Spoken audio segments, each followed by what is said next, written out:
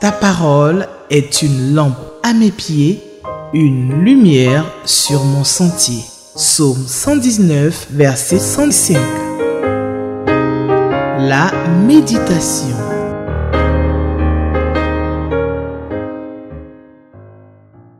Frères bien-aimés, que la paix de notre Dieu, sa grâce infinie en Jésus-Christ, notre Sauveur bien-aimé, soit abondamment votre partage. Nous avons de bonnes raisons de le louer, de l'adorer, de l'aimer de tout notre cœur et d'aimer sa parole, car nous l'avons cherché et nous l'avons trouvé. Jésus a ouvert pour nous le chemin qui mène à Dieu, à son Père.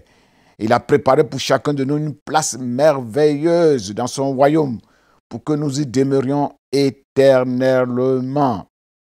Quand nous observons ce texte que nous allons méditer ce matin, Dieu va nous enseigner beaucoup de choses. Et pour qu'il nous enseigne beaucoup de choses, nous allons prier d'abord. Et ensuite, nous allons lire la parole de Dieu dans le livre de Jean, chapitre 8, versets 48 à 59. Prions, bien-aimés. Notre Dieu, notre Seigneur, nous avons des raisons de nous approcher de toi parce que tu as fait beaucoup de choses pour nous. Chaque jour, à travers ta parole, tu nous parles, tu nous enseignes, tu nous rappelles tes promesses merveilleuses. Ce matin encore, par ton Esprit Saint, donne-nous la grâce de recevoir la vie en Jésus. Bénis ta parole dans nos cœurs. Donne-nous de les mettre en pratique, ces versets que nous allons méditer. Béni soit ton nom, au nom de Jésus. Amen. Nous lisons la parole de Dieu attentivement. Verset 48. Ils répliquèrent, « Nous avons bien raison de le dire. Tu n'es qu'un Samaritain, tu as un démon en toi. » « Non, répondit Jésus, je n'ai pas de démon en moi. Au contraire, j'honore mon Père. Mais vous me méprisez. Non, je ne recherche pas la gloire pour moi-même. C'est un autre qui s'en préoccupe et il me rendra justice.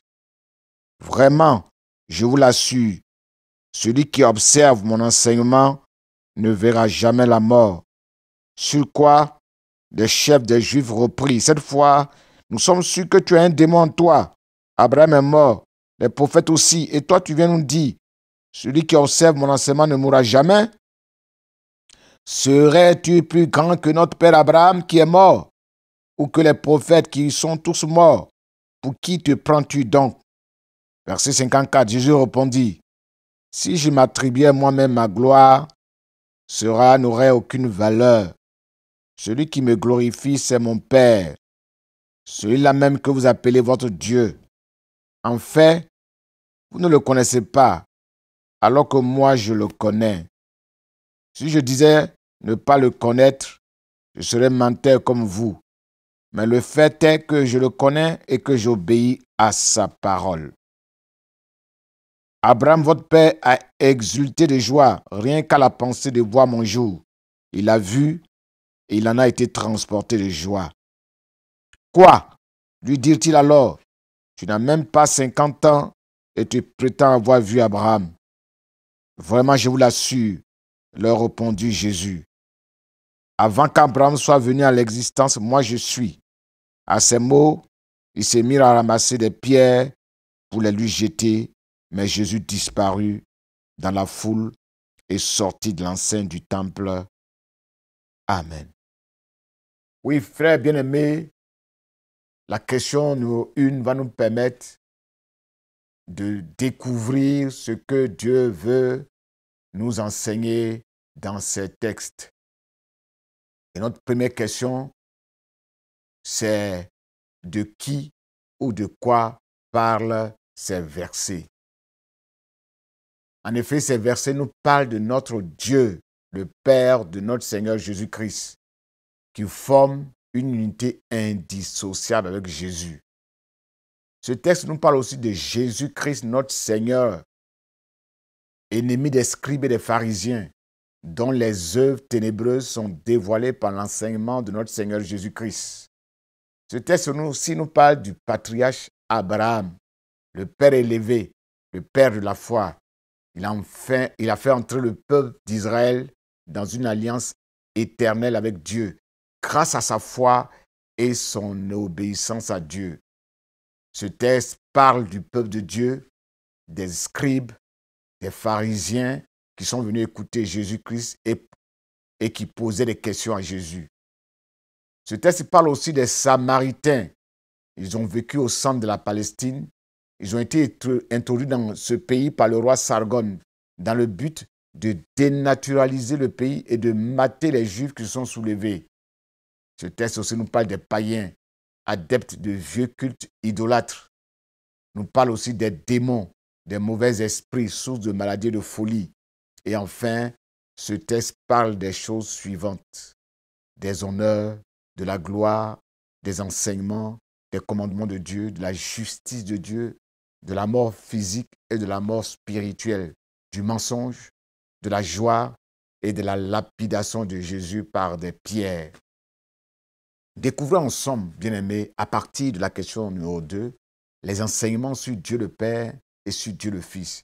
Sur Dieu le Père, le verset 49 nous apprend que le Fils nous apprend plutôt que le Père doit être honoré, le Père doit être respecté.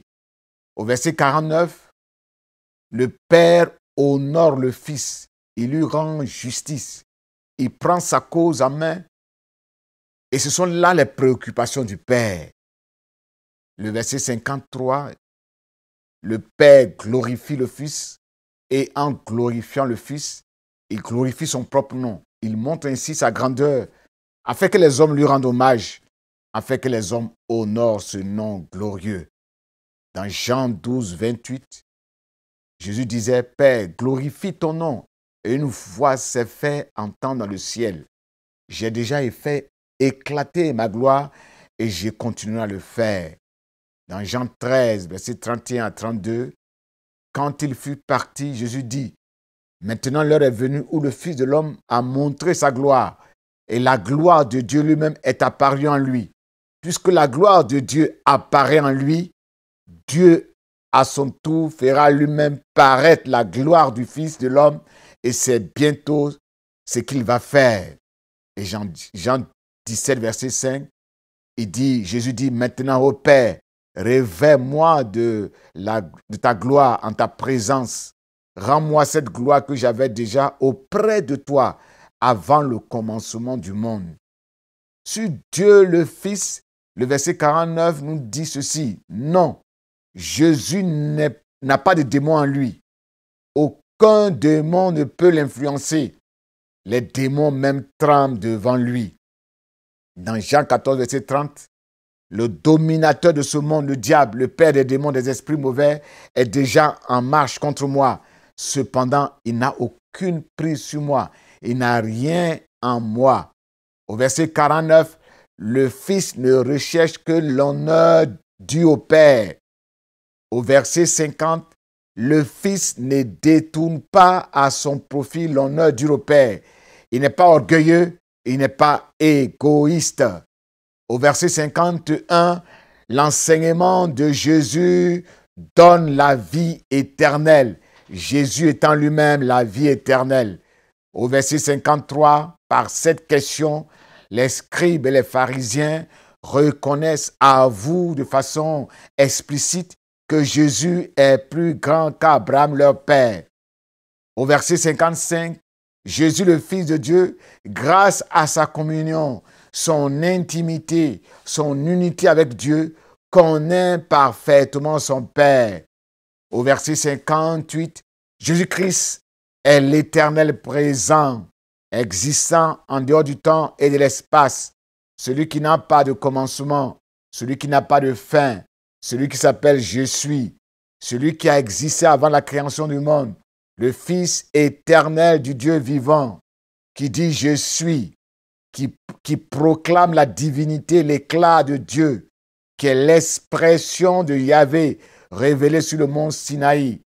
Le verset 51, le verset 52, Jésus-Christ, le Dieu des paroles, des promesses, de la consolation, le Dieu qui rend justice, le Dieu qui récompense ceux qui gardent sa parole, qui est la vie éternelle. Bien-aimés, dans notre réflexion, essayons de faire ressortir pour notre vie chrétienne pratique les bons exemples à suivre et les mauvais exemples à ne pas suivre. Les exemples à suivre. Jésus répond avec calme, avec sérénité, avec maîtrise de soi, avec douceur, avec dignité aux nombreuses questions de ce détracteur, de ses ennemis qui ne cherchaient que leur propre gloire. Or, Jésus, dans ce texte, il ne cherche que l'honneur du Père. Jésus n'avait qu'une seule priorité, transmettre le message divin, le message de vérité malgré l'adversité. Au verset 50 et au verset 54, Jésus est conscient de sa propre gloire, mais il n'avait pas besoin de se glorifier. Il ne s'en vantait pas. Le chrétien doit apprendre à connaître le Père parfaitement comme Jésus, son Sauveur. Au verset 55, le chrétien qui connaît parfaitement le Père doit le prouver en gardant les commandements de Dieu, en les mettant en pratique. Au verset 56, Abraham est un exemple à suivre. Jésus, sa naissance, son œuvre de rédemption ont été l'objet de son espérance et de sa joie. Le père Abraham soupirait comme Moïse après ce jour glorieux. En effet, Moïse aussi, la Bible nous dit que devenu grand, il renonça à son titre de fils de la fille du Pharaon. Il a choisi de partager les souffrances du peuple de Dieu plutôt que de jouir pour un temps donné des joies et des avantages d'une vie dans le péché, dans un palais, car il estimait que subir l'humiliation que le Christ devait connaître sur la croix constituait pour lui une richesse bien supérieure au trésor de l'Égypte. Il avait en effet les yeux rivés, fixés au loin sur les récompenses à venir, sur la rétribution finale de ceux qui ont mis leur confiance en Dieu, en Jésus-Christ. Hébreux chapitre 11, versets 24 à 26. La pensée de voir un jour Jésus face à face doit nous procurer une grande joie et une forte persévérance. Au verset 59, en quittant le lieu où on voulait le lapider, Jésus nous donne un exemple à suivre. Le chrétien, à cause de sa grande foi, ne doit pas braver le mal, ne doit pas braver le danger. Il doit apprendre à se détourner, à se faufiler, à quitter les lieux quand les dangers se profilent à l'horizon. Oui, il y a des exemples à ne pas suivre dans ce texte. Les versets 48, les scribes et les pharisiens avaient de la haine pour Jésus. Ils méprisaient les Samaritains, les considérant comme des païens, des idolâtres. Le chrétien ne doit pas être ainsi. Les scribes et les pharisiens avaient aussi de la haine contre notre Seigneur Jésus, au point qu'ils l'injuriaient, ils l'insultaient, ils le méprisaient, ils l'outrageaient, ils le traitaient de démons, de quelqu'un qui est possédé d'un esprit malin, de fou, de quelqu'un qui est sous une influence satanique. Ils déshonoraient ainsi notre Seigneur Jésus. Nous, les chrétiens, nous ne devons pas gâter le nom de Jésus en l'insultant ainsi. Au verset 55, Jésus fait ressortir un trait de caractère des scribes et des pharisiens. Ils étaient des menteurs, des hypocrites, car ils prétendaient être fils de Dieu, fils d'Abraham, mais ils ne produisaient pas les fruits de cette filiation. Ils n'ont pas appris à connaître Dieu. Ils n'ont pas appris à marcher avec lui. Ils n'ont pas appris à garder ses commandements. Ils n'ont pas appris à pratiquer ses enseignements, à vivre comme Dieu, à aimer comme Dieu, à aimer les autres, à respecter les autres peuples, les Samaritains, à ne pas les mépriser. Ils n'ont pas appris à reconnaître Dieu dans son Fils Jésus.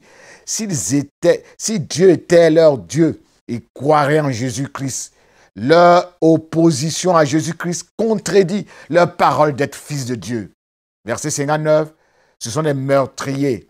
Ils cherchent à tuer Jésus pour le faire taire en le lapidant avec des pierres. Leurs cœurs de pierre se sont transformés en de véritables pierres dans leurs mains pour lapider Jésus. Les insultes, les critiques, les calomnies, bien-aimés, sont des pierres avec lesquelles nous lapidons nos ennemis, même nos frères. Et nous ne devons pas le faire en tant que chrétiens. Les pharisiens et les scribes étaient dans une profonde ignorance. à cause de leur aveuglement spirituel, moral. Bien-aimés, la Bible s'explique par elle-même. C'est pourquoi nous allons chercher dans la Bible d'autres versets qui vont nous aider à comprendre ce que nous venons de méditer. Au verset 48, les Juifs considéraient les Samaritains comme des païens, des idolâtres, des adorateurs d'un Dieu sur le mont Garissim. 1 Roi chapitre 16, des gens qu'il ne fallait pas fréquenter, à qui on ne pouvait pas demander un service. Vois l'histoire de la femme samaritaine dans Jean 4. Les disciples étaient en effet étonnés de voir Jésus discuter avec une femme samaritaine, parce que les Juifs n'avaient pas de relation avec les Samaritains. Verset 51. Si quelqu'un garde ma parole, il ne mourra jamais. Jésus ne parle pas ici de mort physique, mais de la mort spirituelle, de séparation avec Dieu, telle qu'imagée dans la parabole du riche et de Lazare dans Luc chapitre 16, verset 19 à 31. Entre le riche et le royaume de Dieu, il y avait une grosse séparation. Ceux qui acceptent la parole de Jésus-Christ ressusciteront pour vivre éternellement avec Jésus, qui est la parole de Dieu et qui est la vie. Dans Jean chapitre 1, verset 4. La parole de Dieu est le sel qui préserve de la mort, de la pourriture. Matthieu 5, verset 13. Verset 56. Votre ancêtre Abraham a été rempli de joie à la pensée de voir mon jour. Il a vu et il s'est réjoui. Dieu avait promis en effet à Abraham, l'ancêtre de la nation juive, qu'en lui, toutes les nations seraient bénies. Abraham a dû voir ce jour merveilleux de Jésus avec les yeux de la foi au travers du sacrifice de son fils qui devait être immolé et qui a été remplacé sur l'autel par un bélier. Genèse chapitre 3, verset 6, Genèse chapitre 12, verset 17 et Genèse chapitre 22. Ce sacrifice inaccompli du fils d'Abraham est la préfiguration du sacrifice de Jésus à la croix du Calvaire. Jésus étant un descendant d'Abraham qui est devenu une bénédiction pour toutes les nations par sa mort, par sa résurrection et son offre de salut, Jésus est devenu une bénédiction pour toutes les nations. Bien-aimés, quel verset nous pouvons retenir après la méditation de ce texte? Verset 50, tiens, en vérité, je vous le dis, si quelqu'un garde ma parole, il ne verra jamais la mort. Bien-aimés, transformons en prière ce que nous venons de retenir dans ce texte. Oui, Seigneur, nous ne verrons jamais la mort si nous gardons ta parole, si nous pratiquons ta parole, si nous marchons avec Jésus, si nous donnons notre vie à Jésus-Christ. Nous allons sortir de l'enfer, sortir de la séparation avec toi. Nous serons enfants de Dieu. Nous marcherons avec toi et nous connaîtrons la vie éternelle. Donne-nous de te connaître véritablement. Donne-nous de marcher avec toi. Donne-nous de porter des fruits qui montrent que nous sommes enfants de Dieu. Béni soit ton nom. Louange et honneur à toi, au nom de Jésus. Amen. Ta parole est une lampe à mes pieds, une lumière sur mon sentier. Psaume 119, verset 105. La méditation.